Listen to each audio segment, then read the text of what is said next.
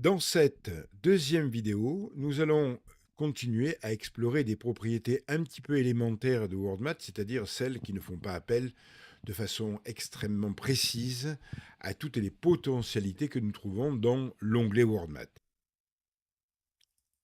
On va commencer par rentrer une fraction, donc un alt égal, et on rentre 45 divisé par 80. On tape sur la barre espace, alt B, et la fraction est simplifiée. Maintenant, regardons une expression algébrique. X carré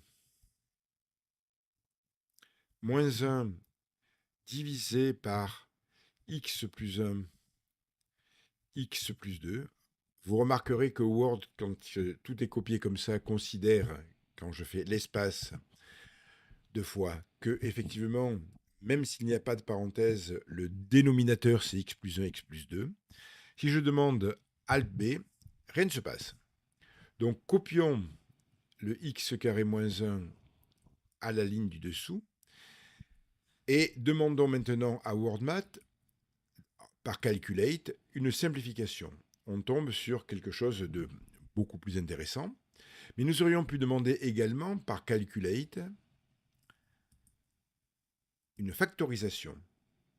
La factorisation nous donne x moins 1, x moins 2. Et par curiosité, on peut se poser la question, qu'est-ce que nous aurions obtenu si nous avions demandé par Calculate expand, c'est-à-dire un développement?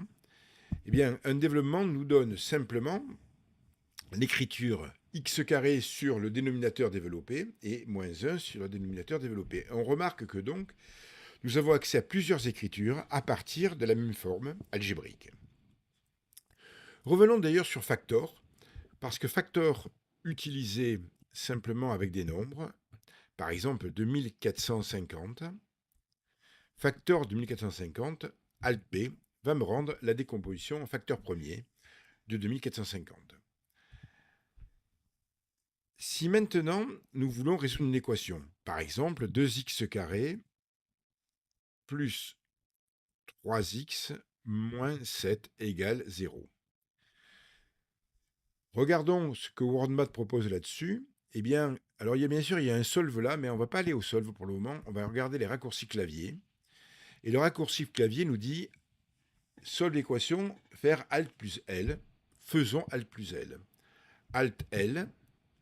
On tombe sur une fenêtre dans laquelle il y a bien sûr comme variable x. C'est bien évidemment la variable de l'équation, on est d'accord. Et puis il y a trois choix possibles, automatique, exact et numérique. Alors numérique, très clairement, c'est effectivement les valeurs numériques, c'est-à-dire que nous aurons des valeurs approchées comme résultat. Exact, c'est bien évidemment un calcul exact.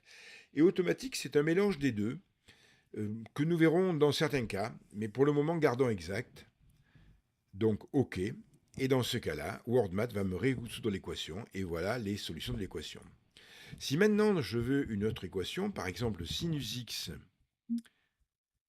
égale 1 demi de cosinus x,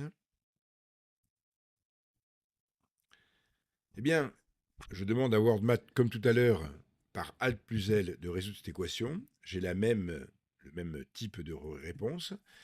Mais WordMath m'ajoute quelque chose ici, en me disant qu'il n'est pas capable de résoudre cette équation par maxima de façon exacte, ce qui est un peu étrange, mais bon. Et par contre, il est capable de le faire par GeoGebra. Alors cliquons sur GeoGebra, et nous allons voir que GeoGebra l'a résolu avec un x égale k1 pi, plus arctangente qui est écrit tangente moins 1, comme très souvent dans les logiciels de calcul symbolique. Donc voilà quelques exemples de résolution d'équations. Nous en verrons d'autres. Merci de m'avoir suivi et à bientôt.